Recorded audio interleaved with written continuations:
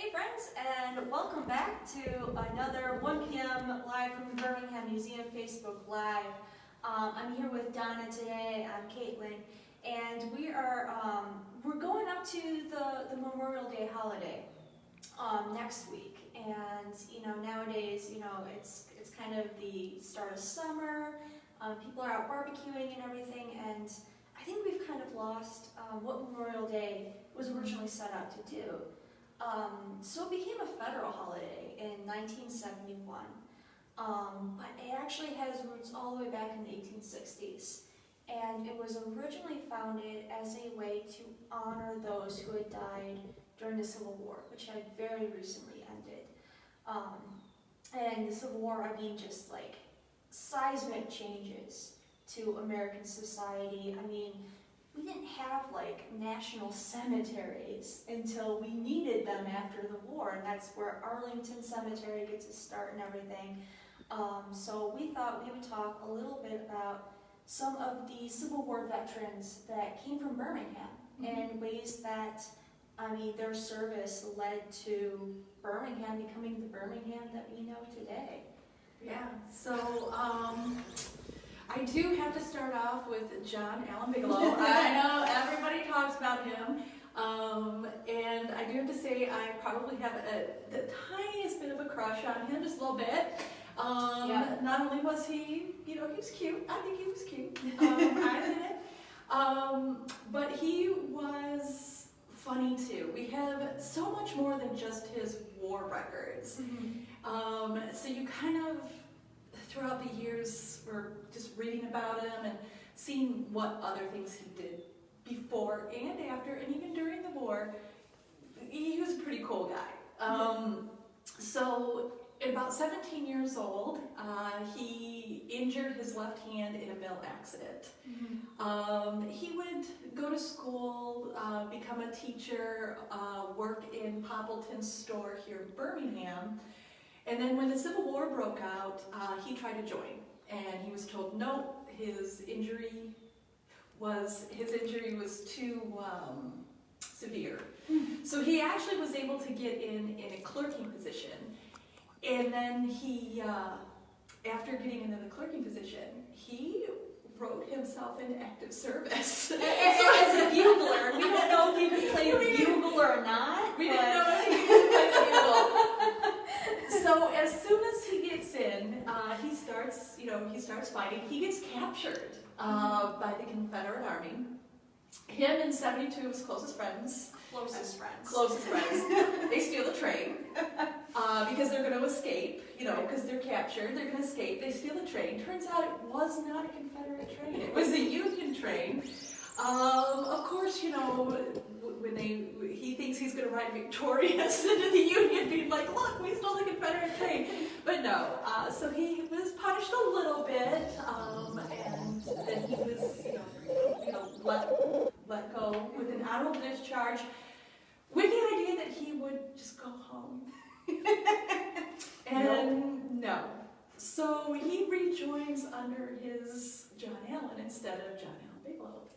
He pulls a sneaky. Yes, and he joins the cavalry, and he serves under Custer, who, during the Civil War, this was the only time that Custer was considered competent at his job. Just want to throw that in there in case you were only familiar with Custer being terrible at his job.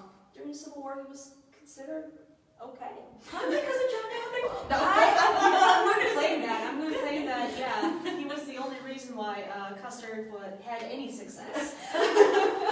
But anyway, so John Allen Bigelow actually wrote about his accounts at Gettysburg under Custer in the National Journal. It's a great read, hilarious. The man could write, and he was very humorous in his writing. But he would actually be injured 5 times, including being shot in the head. Now, granted, the bullet just bounced off his skull, but still, As you would expect. And I didn't bring pictures, unfortunately. What we're going to do is we're going to put the pictures in the comments so you can see John Allen Bigelow, because, well, he is adorable, but his picture is so tiny that it just doesn't render well. Yeah. So he was shot, or he was injured 5 times. The 5th one would shatter his left elbow and take his arm completely. He would have a field amputation. But he was like, well, it was the left hand anyway, so who cares? Yeah, there was one of those already injured. Like, It's whatever. fine. Yeah. He would come back to Birmingham, marry the love of his life, Isabel White. And their anniversary is coming up May 23rd. They were married in 1866, so a couple years after he came back. Yeah, and then he would go on to open up a store. He would be postmaster. He really did change the face of Birmingham, and through his brother-in-law, Whitehead and Mitchell, they would start the Eccentric, and First bank, the first furniture store. and his house actually sat at the corner where Jacobson's sat. They would tear down his house, to build Jacobson's. Sadly, because that was a really adorable house. Yeah. And he owned the building that the Birmingham Academy was in, which was where Martha Baldwin studied, so there's always a Martha Baldwin connection. Always a Martha Baldwin connection. He would continue with his writing, and he would submit articles to the Eccentric. And one of my favorite is he starts off saying that a couple of young ladies in the town came to him to hunt squirrels for a stew. Because this is back when, squirrel stew was the it thing to serve. Oh, yeah. And he decided, well, sure, I'll do this for the young ladies. I'll go out and hunt some squirrels. And him and his friend went out to hunt some squirrels, and they ran across a friend. And they thought it would be hilarious to jump on a wasp's nest to get the wasp to sting their friend. However, he tripped and fell and ended up with the worst of it. And Dr. Randall, so a Randall connection, was just like, boys, because he said, after a few hours I could actually open an eye and see where I was going. So his writing was so humorous, and I don't know, he seems like, if I could pick somebody to have dinner with one night, like anybody in history, and be like, okay, Jane Austen won, but John Allen Bigelow, it's like, I need to sit down and have a talk with you. I know, I always think of my motivation for getting through tough days, and it used to be, Britney Spears could make it through 2007. I could make it through Thursday. Yeah. And I was like, well, you know what? If John Allen Bigelow can sneak into the army twice, Yes. steal a train, Yes. get shot in the head, and basically shrug it off, like whatever. I can get through anything. Because where there's a will, there's a way. And I honestly think if the war had gone on a couple more years, he would have snuck in a third time. A third time. He With no arm. He would have made it work. He would have made it work. Now, we do have something fun on the museum property. So, if you're out walking Birmingham this week, stop by the park here. And there's a big stone out front that says Fort Morgan. Right. And there used to be a cannon on it. John Allen Bigelow wanted to bring a piece of that Civil War to Birmingham to kind of it's a memorial in a way. And he was able to raise funds at 25 cents a piece to purchase the cannon, move it up here, and he had the base built. The cannon sat at the Hill School. And what's funny is, and this is why I'm always like, don't let your kids climb on monuments. And yes, we will post a picture of some kids on the cannon. Yep. The cannon broke in 1914 from so many kids climbing on it. It broke in half. And Birmingham had only gotten it in 1901. Yes. So this is 13 years. 13 years, and totally broke in half. It had to be taken apart and fixed and then put back up. The reason why we don't have the cannon anymore is during World War II, in a metals drive, it was melted down to help in the war. So, and the reason why that rock, we have it at the end of our driveway here at the museum, and it says from Fort Morgan because it was a decommissioned cannon that was at Fort Morgan on the Gulf Coast of Alabama. The U.S. government at that time, 1900s, was getting rid of some of these cannons and kind of offering them to cities as, Civil War monuments. So there's no direct connection. A lot of people think, was someone serving down there? Maybe brought it back with them, but Yeah, it was just kind of a perfect, like we want a piece of the Civil War here, and Right. it didn't really have a connection to Birmingham, so unfortunately still it was melted down, but it went to a good cause. It did. So. It started his life as, you know, an instrument of war, and it probably ended its life as an instrument of war. So, it came full circle. And we do have another Civil War monument here in town, in Shane Park. You might have walked past it. It's a white obelisk. And on it, it has the names of men who fought and died from the Bloomfield Township area during the war. And one of those names on it is a young man named William Irving. And he was from Birmingham, the son of Hugh Irving, who owned a hardware store in town. A pretty colorful guy too in his own right. And 18 years old, I have to check, not all historians memorize dates. In 1862, William turned 18, and like a lot of other young men who were turning 18 that year, he signs up immediately to go to war. And he was actually, he signed up for the 24th of Michigan, which joined the Iron Brigade, which is pretty legendary in Civil War lore. They were the first all-Western brigade, which it's really funny to think of Michigan as like a Western state. But we were. But in the 1860s, Wisconsin, Michigan, and Indiana were all considered Western states.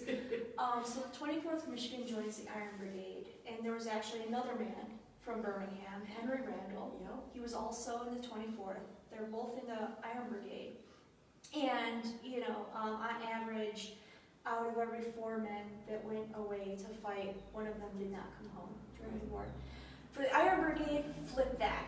3/4 died on one day at the Battle of Gettysburg. And Randall was injured. Randall was injured. He loses a finger. He loses one of his ring fingers. And our 2nd grade school kids sometimes get very concerned about this because they're like, well, then how could he get married if his ring finger's gone? Like, No.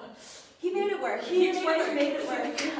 Thankfully, that didn't stand in their way. Yeah, and we think, well, he lost a finger, no big deal. But at this time period, during the Civil War, he ended up getting sepsis. Yeah, more men died from disease and the infections from what we would consider today minor injuries. Right. And that's why the death toll was so high. It took us until the final years of the Vietnam War to get to a point where combined in all military engagements that the U.S. had ever been a part of even equaled the amount of lives lost during the Civil War. Right? It's just astronomical to think about. You're thinking about 1/4 of basically all the young men in this country are gone. Yeah. Some of them are coming back with amputations, so maybe they can't do the work that they had been doing before, so now they have to figure out a new way to live their lives. It's a seismic shift. And so Henry Randall goes on to live in the Hunter House. Yes. In 1893, he's responsible for moving it because it was going to be torn down to build a bigger, grander house. So Taylor's oldest time in Birmingham. Yeah. So thank you, Henry Randall, for saving our Hunter House. Yeah. Unfortunately, William Irving, he made it through the Battle of Gettysburg, which that's just was amazing. Incredible.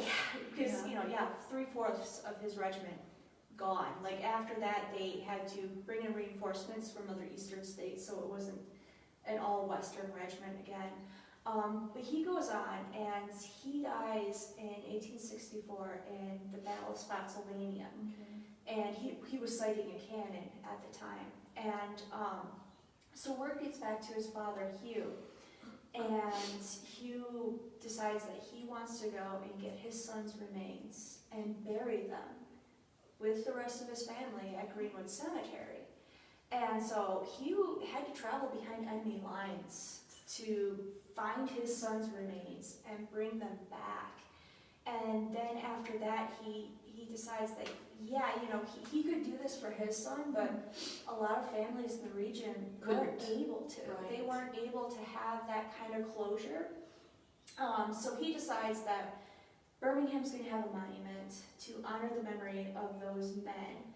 And so, you know, the obelisk is made. And what I think is interesting about the obelisk is it's made of white bronze. So it's bronze that when it ages, it gets like a white patina. And a lot of people at that time thought, oh, those are cheap, those aren't going to last, blah, blah, blah. Well, we've had ours for about 150 years, and it's been moved 3 times. Yeah. So, it was originally, I love where it was placed, and we'll put it in the comments, a picture, or it's a sketch. It was actually in the center of Woodward and Maple. So if you were traveling anywhere on that, you had to go around the obelisk.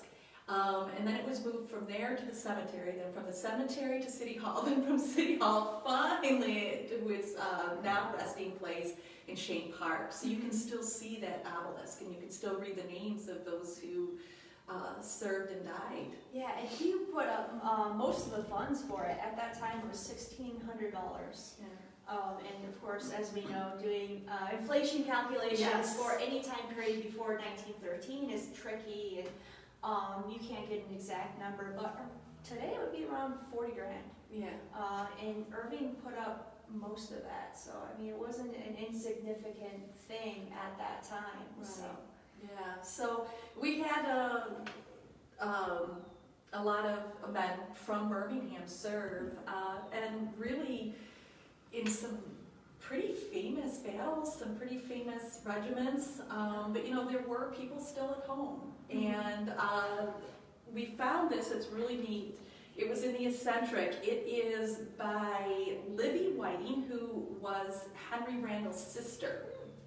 And it's called Lines to a Soldier Brother. And Henry Randall actually asked the eccentric to print it in the 1890s. But it was written to him by his sister while he was serving on the front. And the reason why I like this poem is he actually told her she had to write in verse. and she writes back, "You asked that I in verse would write, you know not what a task, but now I'll try with all my might to do the thing you ask." So she's like, really? Really? But it's kind of funny because she goes on about a Willard White tending to his cat, and that he was quite happy because he doesn't have a wife. So he could hang out all night. I like this poem because it's funny, because I think she's trying to lighten things up. Oh, yeah, definitely. There's definitely talk about his wife and child and how she's visiting them. But at the very end, you know, she was like, I will, when she's talking about people in Birmingham, because he's like, what are people in Birmingham doing? She goes, I will not try each name to call, you'd not get time to laugh. 'Twould surely take us all the fall to call the names of half. So she's like, oh, I've got stories for you. But I think it really shows that, you know, that there was some fun going on. Oh, yeah. But also one of the lines is, she's telling him that our soldiers' aid, don't think I boast, have time so nobly spent, one box of clothing, one box of toast, this week to soldiers sent. So she was part of the Lady Soldiers' Aid Society here in Birmingham, and they were sewing and knitting and baking and sending off boxes and boxes and boxes off to the front. And really, you know, we think the soldiers, you know, on the front, they definitely won the war, but it's those women at home, the Soldiers' Aid Societies, that helped win that war. It kept our soldiers fed, kept them clothed, kept them motivated, kept them like, this is what's happening at home. You know, they sent those letters of love and cheer and humor. Yeah. Keep them going. I mean, just like today, I think so much of it, because we have, at the museum, we do have John Allen Bigelow's diary from 1864. It was his last year fighting. And so much of it is so relevant to like a soldier's experience today, because yeah, you do have that deprivation, you do have that yearning for home and that homesickness, but you're also bored.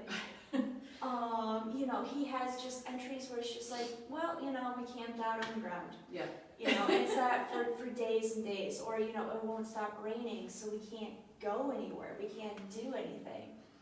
And so, he's also doodling too, all throughout his diary. And they say to draw what you know and draw what you see. And apparently he was seeing a lot of dead horses. So that is the majority of his doodles.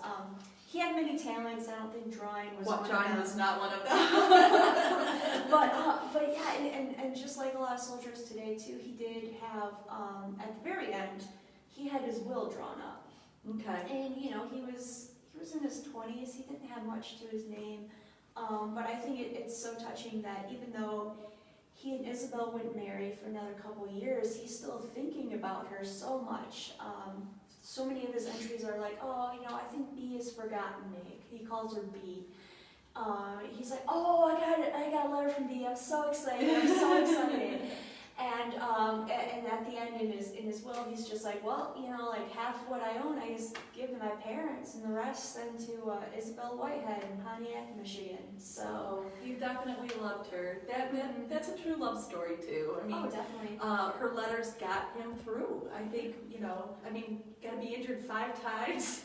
You gotta have some bounces off your head. Yeah, pull it out. You got something at home. Yeah, you got something that you're working for, and and they were married a very long time, and they passed away within 6 months of each other. Yeah. So that was obviously a bond that sustained them. And their son Mortimer went on to teach mathematics at West Point, so he was also a military man. Yeah, wasn't he like the first person from Birmingham to be accepted to West Point? Yeah. So keeping on that tradition, I don't think he had to sneak into West Point. No.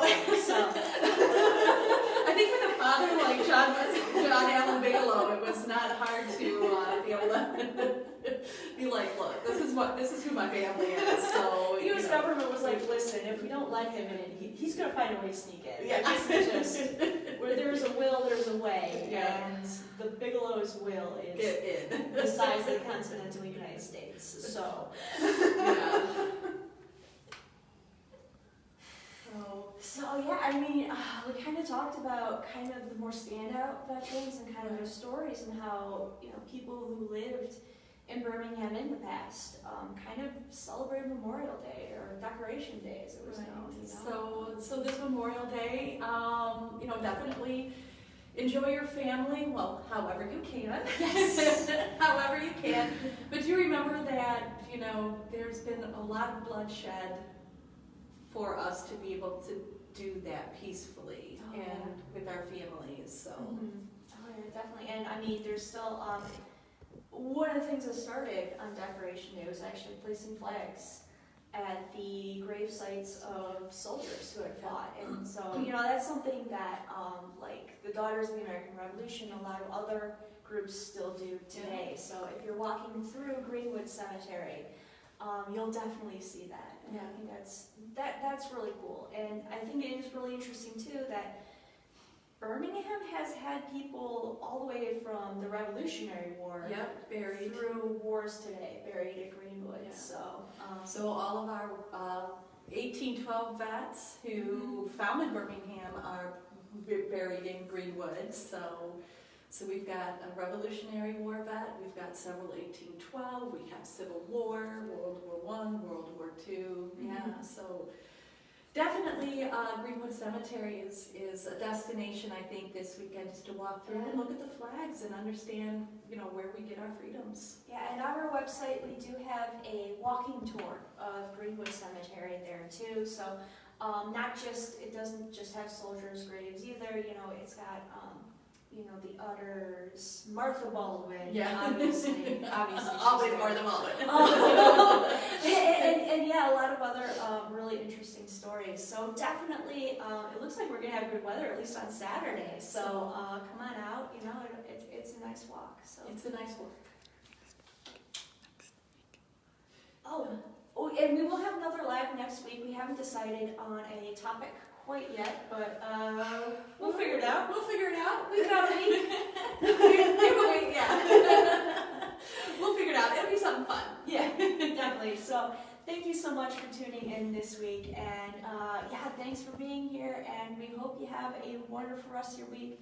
Have a great Memorial Day weekend, and we'll see you later. See you next week.